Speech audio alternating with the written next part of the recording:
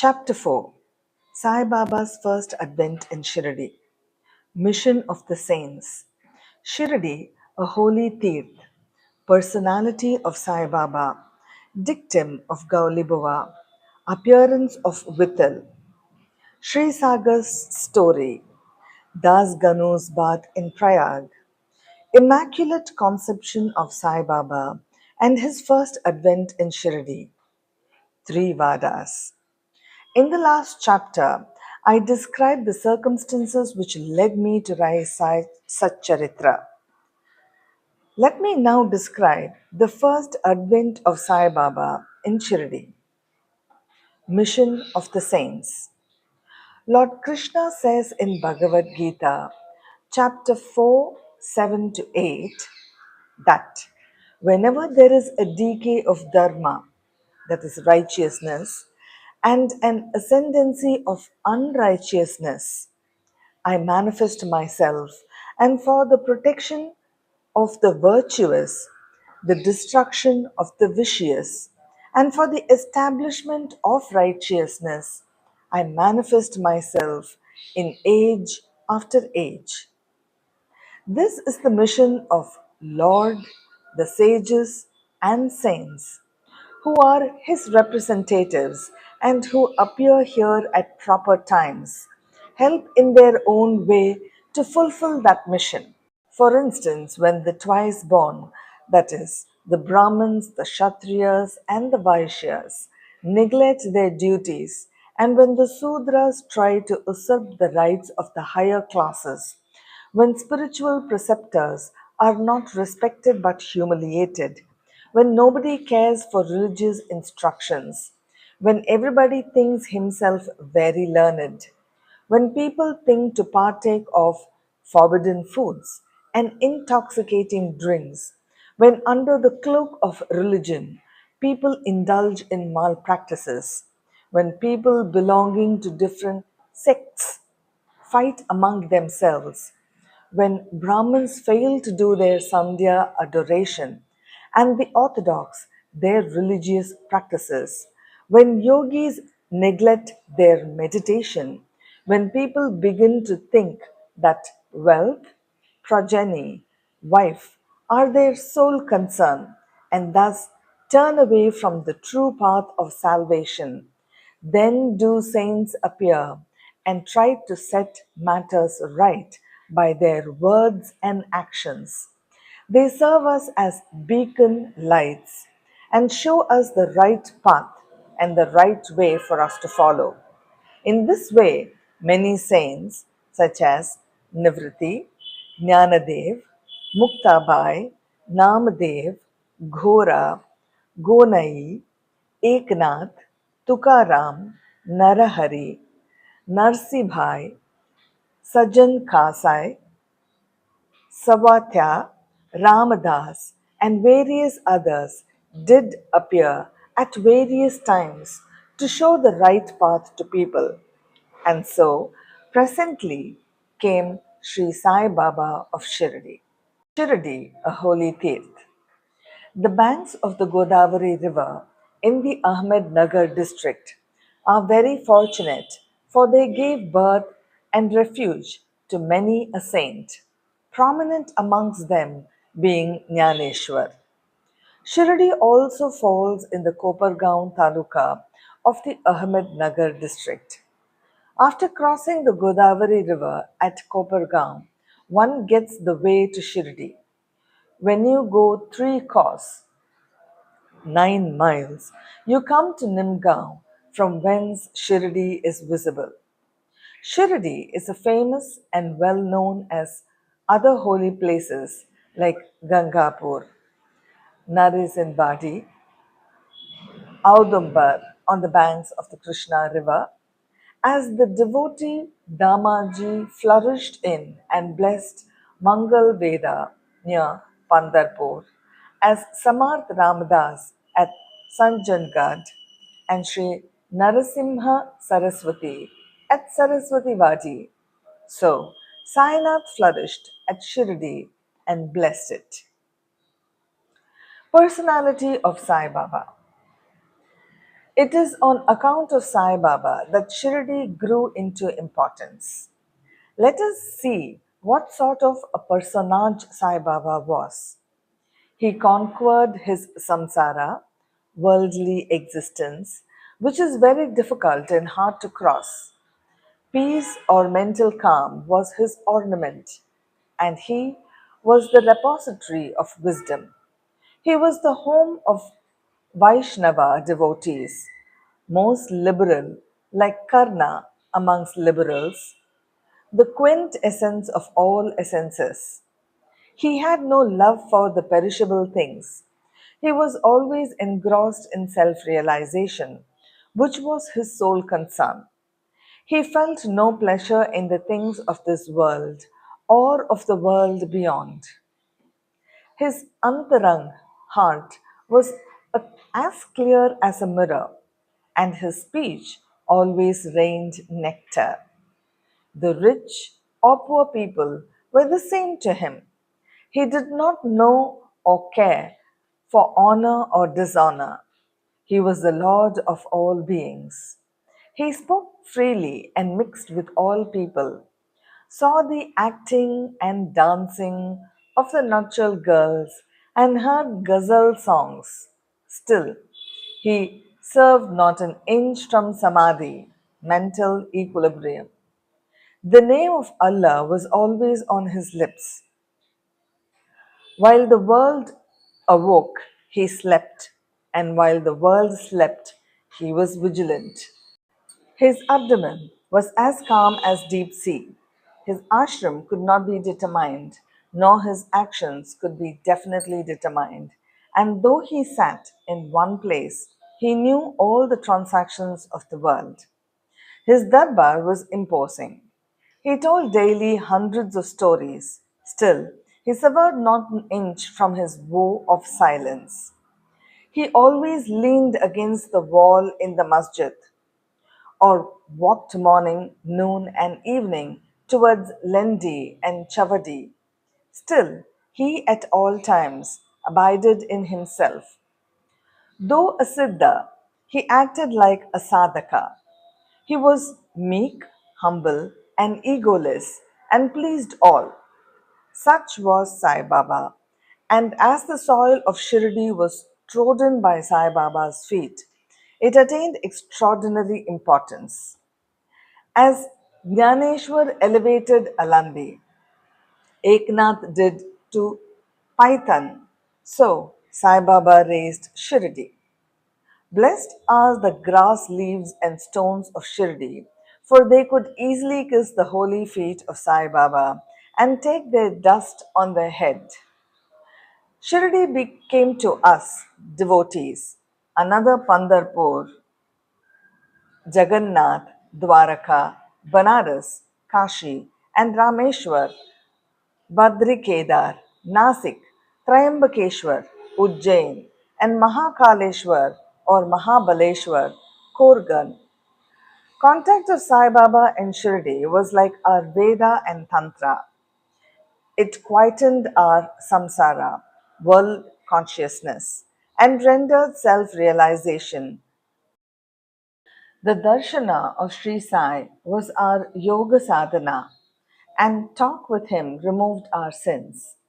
Shampooing his legs was our bath in Triveni Prayag, and drinking the holy water of his feet destroyed our desires.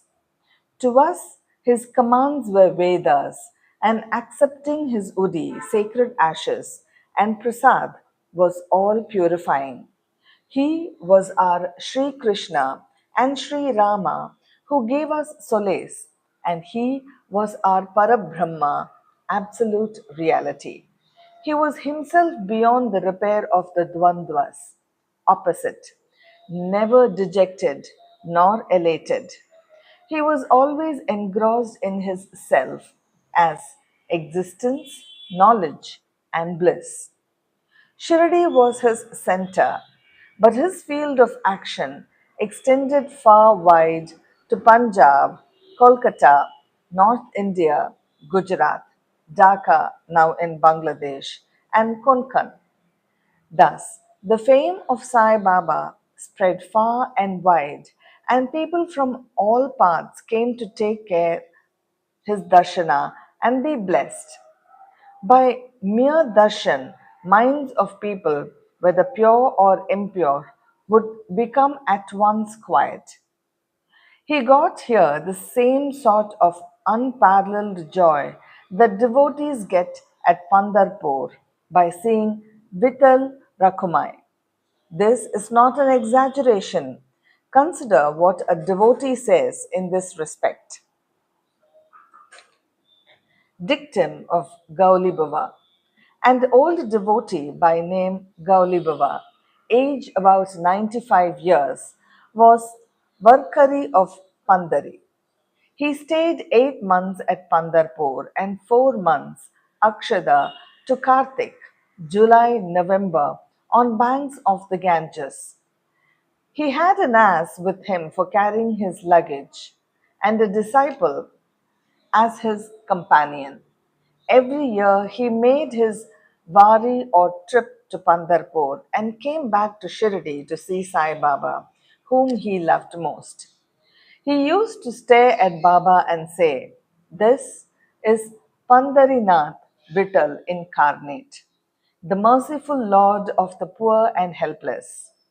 This Gauli Bua was an old devotee of Vithoba and had made many a trip to Pandari, and he testified that Sai Baba was real Pandarinath.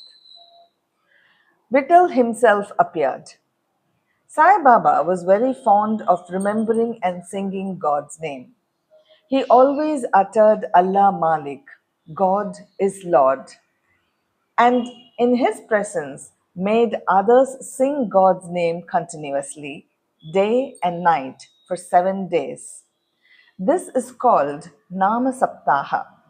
Once he asked Das Ganu Maharaj to do the Nama Saptaha. He replied that he would do it, provided he was assured that Vittal would appear at the end of the seventh day. Then Baba, placing his hand on his breast, assured him, and certainly Vittal would appear, but that devotee must be earnest and devout. The Dankapur of Thakur Nath and Pandari of Vittal, the Dwaraka of Ranchod, Krishna is here, Shirdi. One need not go far out to see Dwaraka. Will Vittal come here from some outside place? He is here. Only when the devotee is bursting with love and devotion, Vittal will manifest himself here, Shirdi. After the Saptaha was over, Vittal did manifest himself in the following manner. Kaka Sahib Dikshit was, as usual, sitting in meditation after the bath, and he saw Vittal in a vision. When he went at noon for Baba's darshan, Baba asked him point blank, "Did Vittal Pantal come? Did you see him? He is a very truant fellow. Catch him firmly, otherwise he will escape, if you be a little inattentive." This happened in the morning, and at noon there was another Vittal darshan. One hawker from outside came there for selling 25 or 30 pictures of Vithoba. This picture exactly tailed with the figure that appeared in Kaka Sahib's vision. On seeing this and remembering Baba's verb, Kaka Sahib Dikshit was much surprised and delighted. He brought one picture of Vithoba and placed it in his shrine for worship. Bhagavant Rao Srisagar's story. How fond was Baba for Vittal worship was illustrated in Bhagavant Rao Srisagar's story. The father of Bhagavant Rao was a devotee of Vithoba and used to make varis, annual trips to Pandharpur. He also had an image of Vithoba at home, which he worshipped. After his death, the son stopped everything, the vari, the worship, and Shraddha ceremony, etc. When Bhagavant Rao came to Shirdi, Baba, on remembering his father, at once said, His father was my friend, so I dragged him, the son, here. He never offered Naivedya, offering of food. And so he starved Vittal and me. So I brought him here. I shall remonstrate him now and set him to worship. Das Ganu's bath in Prayag. The Hindus think that a bath in a holy Tirth of Prayag, where the Ganga and Yamuna meet, is very meritorious, and thousands of pilgrims go there at periodical times to have the sacred bath there. Once, Das Ganu thought that he should go to Prayag for a bath and came to Baba to get his permission for doing so. Baba replied to him, "It is not necessary to go so long. Our Prayag is here, believe me." Then, wonder of wonders, when Das Ganu placed his head on Baba's feet, out came or flowed streams of Ganga Yamuna water from both the toes of Baba. Seeing this miracle, Das Ganu was overwhelmed with the feeling of love and adoration and was full of tears. Inwardly, he felt inspired, and his speech burst forth into a song in praise of Baba and his Leelas. Immaculate Conception of Sai Baba and his first advent in Shirdi. Nobody knew the parents, birth, or birthplace of Sai Baba. Many enquiries were made, many questions were put to Baba and others regarding these items, but no satisfactory answer or information has yet been obtained. Practically, we know nothing about these matters. Namadev and Kabir were not born like ordinary mortals. They were found as infants in mother of pearls. Namadev being found on the banks Brahmati river by Gonai and Kabir on the bank Bhagirathi river by Tamal. Similar was the case with Sai Baba. He first manifested himself as a young lad of 16 under a neem tree in Shirdi for the sake of bhaktas. Even then, he seemed to be full with knowledge of the Brahman. He had no desire for worldly objects, even in dream. He kicked out Maya, and Mukti, deliverance, was serving at his feet. One old woman of Shirdi, the mother of Nana Chopdar, described him thus: "This young lad, fair, smart, and very handsome, was first seen under the neem tree, seated in an asan. The people of the village were wonder-struck to see such a young lad practicing hard penance, not minding heat and cold.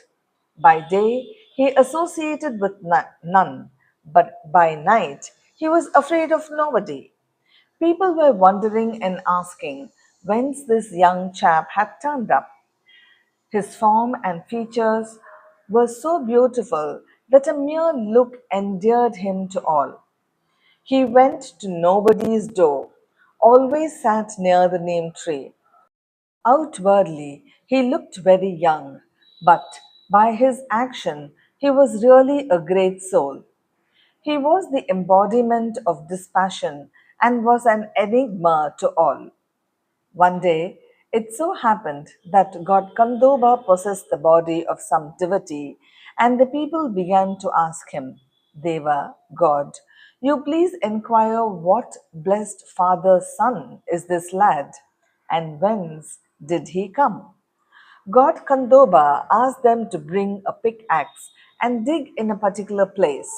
When it was dug, bricks were found underneath a flat stone. When the stone was removed, a corridor led to a cellar where cow mouth shaped structures, wooden boards, necklaces were seen. Kandoba said, "This lad practiced penance here for 12 years." Then the people began to question the lad about this. He put them off the scent by telling them that it was his guru's place, his holy vatan, and requested them to guard it well. The people then closed the corridor as before. As Ashwatha and Adumbar trees are held sacred, Baba guarded this neem tree equally sacred and loved it most. Halaspati and other Shirdi devotees regarded this site as the resting place, Samadhi Sanstha of Baba's Guru, and prostrate before it. Three Vadas. 1. The site with the neem tree and surrounding space was bought by Mr. Hari Vinayak Sante, and on this site, a big building styled Sante Vada was erected. This Vada was a sole resting place for pilgrims who flocked there.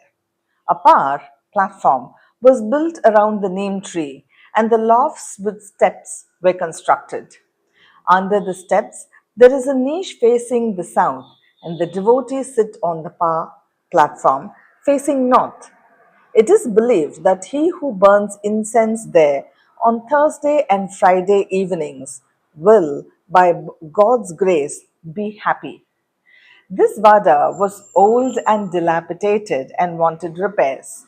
The necessary repairs, additions, and alterations have been made by the Sansthan now. 2. When after some years another Vada, Dikshi's Vada, was constructed, Kaka Sahib Dikshit, solicitor of Bombay, had gone to England. He had injured his leg by an accident there.